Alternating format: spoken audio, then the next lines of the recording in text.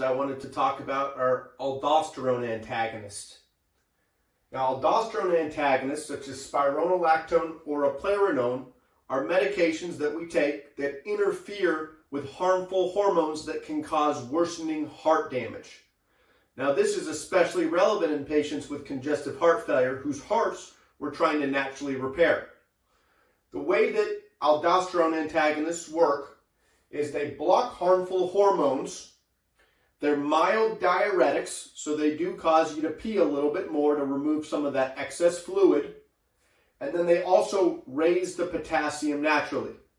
And this is one of my favorite effects of them because usually if I have a patient on potassium supplements, when I start a medication like spironolactone, we're able to stop those potassium supplements. Now, things to look out for.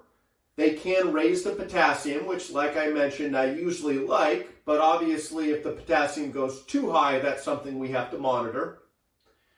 In males that have been on them for over 1 year, they can cause some hormone blockade that we need to consider. So usually males that have been on spironolactone more than a few years, I start to switching them over to another one, such as eplerenone, because that has less of the hormone effects. And then finally, they can lower the blood pressure very mildly, not as prolifically as some of the other medications that we use to heal the heart, but there can be a small drop in blood pressure.